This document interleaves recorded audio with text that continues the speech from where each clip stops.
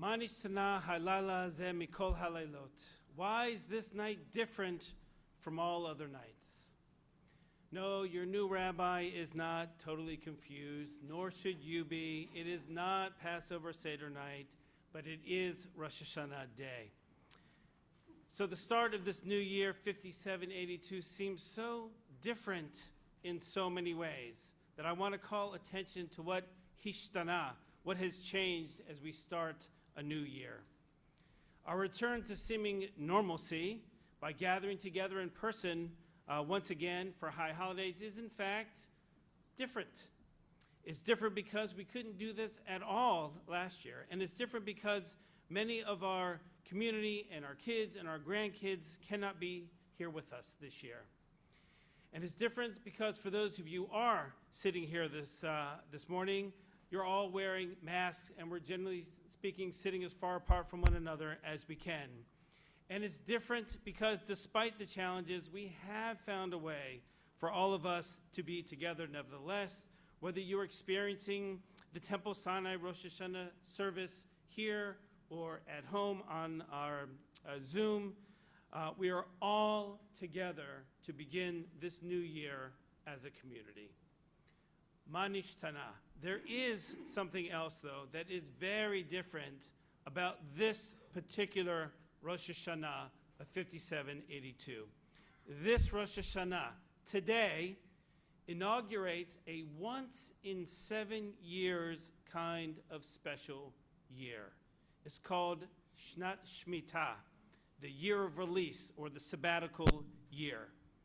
So what is so different and special about this 7th year? The easiest way to understand what's so different about the 7th sabbatical year is to understand what is so special and different about the 7th day, Shabbat, each week. Sure, Shabbat is about challah and wine and Torah study and services and resting, but it's also, ideally, the special nature of the 7th day that is as radical as what the modern sage Abraham Joshua Heschel said about it, to set apart one day a week for freedom, a day for being with ourselves, independence from external obligations, a day on which we stop worshiping the idols of technical civilization, a day of armistice in the economic struggle with our fellow humans and the forces of nature. Is there any institution that holds out a greater hope for humanity and its progress than the Sabbath?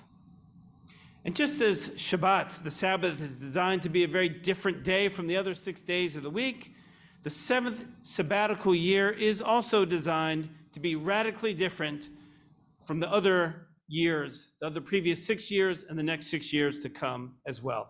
I would say revolutionarily different.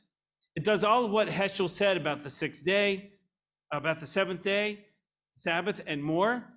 And not only that, but it maintains it for an entire year. I want us as individuals, as a community, to understand and utilize this sabbatical year as nothing less than what Heschel said about the Sabbath day. Let's make this sabbatical shmita year an institution that creates the greatest hope we can imagine for human progress. So how can we do that? First of all, we have to understand what the Shemitah, the Sabbath year, is really all about. We're instructed about it already on Mount Sinai, and again in the desert, saying, when you come to the land that I am giving you, the land must be given a rest period, a Sabbath to God. For 6 years, you may plant your fields, prune your vineyards, harvest your crops, but the 7th year is a Sabbath of Sabbaths for the land. It is God's Sabbath. You, meaning the farmer, must leave the land alone and withdraw from it. The needy among you will then be able to eat just as you do, as will your slaves and your servants and the domestic animals and even the wild animals as well. In other words, we are being told the Torah's agricultural policy. For 6 years, you can be an industrious farmer, taking care of your land, working it, eating it, earning a livelihood from it, doing everything you need to do. But on the Shemitah year, you can't touch it in any way whatsoever. None of the usual planting and pruning and harvesting, etc. You can't even fence it off to keep out intruders because they are invited in, people and animals both, to take whatever they please, whenever they please, from whatever grows on your fields of its own accord. Deuteronomy amplifies further the important social dimension of shmita as well. At the end of 7 years, you shall celebrate your release. Every creditor shall remit any debt owed by their neighbor and brother when God's remission year comes around. So not only is the shmita a fallow year for the fields and an equalizer for the poor and for the animal world, the shmita year is also ambitiously designed to be a reset of the wider economic order. All debts are wiped out and forgiven. The refresh button gets pressed for the economy, and everyone begins from the same starting line. What an ideal vision the Shmita year sets out to implement. The ideal vision is that we humans understand and implement our role as stewards of the earth, maintaining environmental health as trustees for future generations. The ideal vision is that social equality is advanced, if not fully achieved, with social classes remixed and the people's economic status realigned. The ideal vision is that everyone drops everything, the literal meaning of the verb of shmita, and tries doing something else for a change. The ideal vision is to refresh your experiences of life, maybe to take a walk in other people's shoes for a change. Expand your vision so that old routines and habits, old assumptions and outlooks can be adjusted, updated, or perhaps altogether replaced. But as we all know, implementing an ideal vision is never very easy. You can imagine how challenging it was for a society, for individuals, to follow the Shmita year in all its details. I wonder if it was ever actually fully implemented, if it is possible to achieve even a fraction of the Shmita's ideals. And today, we aren't farmers in Eretz Yisrael, although my brother-in-law is, and this year's Shmita has serious implications for what he can and cannot do on the land. Still, the banks are not about to start forgiving mortgages. We are not likely to see the world's poor people and animals together suddenly blessed with food security.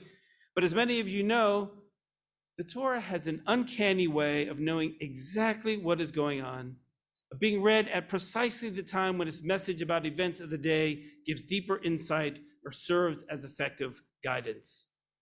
So as individuals, as a community, the whole world really needs Shmita to be that great hope for progress, guiding us through this new year.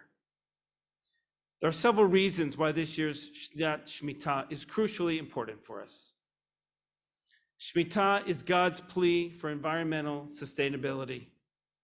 Despite thousands of years of the Torah telling us this, despite mountains of scientific evidence and practical evidence, despite human intuition, and even despite common sense, the message has still not been internalized, that the earth belongs to God, not to human beings.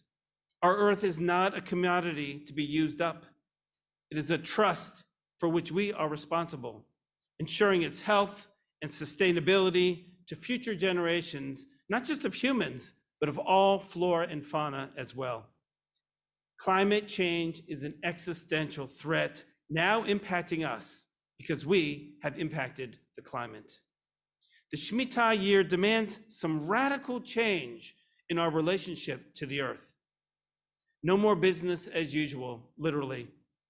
From your food choices, to your donation dollars, your activism energy, to your gardening practices, the quantity and quality of the sources of the stuff that you buy and refrain from buying, Shmita demands that you do something significant this year, something as radical as Shmita encourages us to be to protect the environment. What will you do?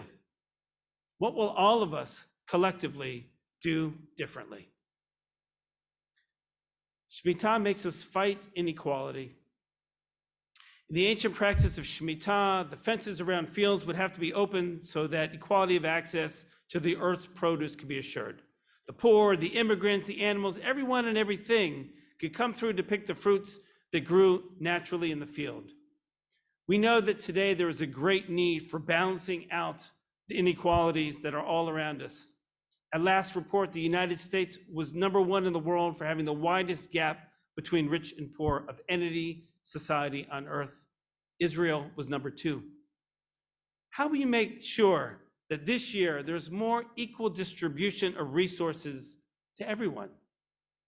Imagine, for example, what the debate would sound like today about those policy proposals to forgive student debt, or even about the system that encourages the growth of student debt to happen in the first place. If we were all accustomed to forgiving loans at the end of each 7-year shmita cycle.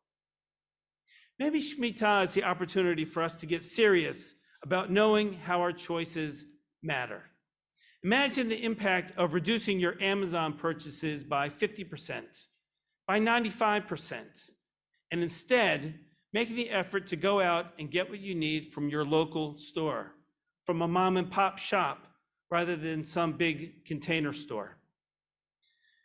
Participating in our Temple Sinai social justice projects is another way that you can give some equality of access to resources this year for those nearby who need help.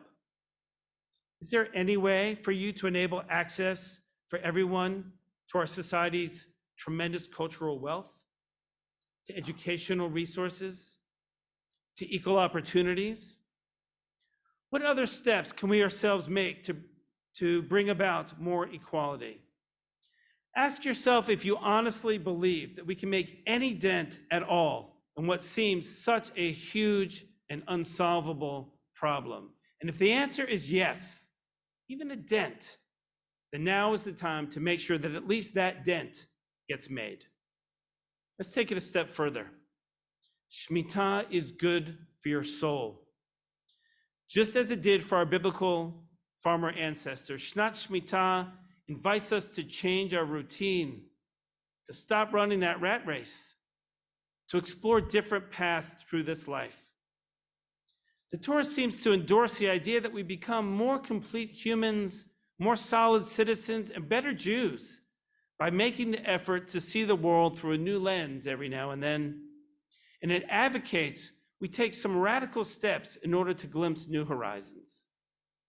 Don't most of us sometimes dream about having a chance just to drop everything, to free ourselves, at least for a time, from whatever burdens life has burdened us with, to remove from our shoulders the heavy weight of responsibility for livelihood, our property, civic obligations, even for those who depend on our care?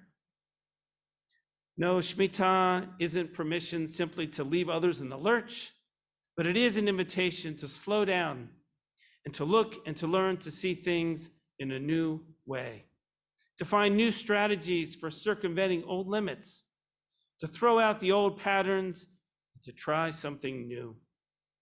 Start a new hobby that you always thought about but never got around to. Study the Torah portion each week. Be a better parent or grandparent. Certainly, the last 18 months of COVID have been a disruption not totally unlike the Shemitah year. The pandemic has forced a timeout that, even as its tragic destructiveness of lives and economies was devastating, did give us some new perspectives, broke patterns and habits, and exposed new horizons.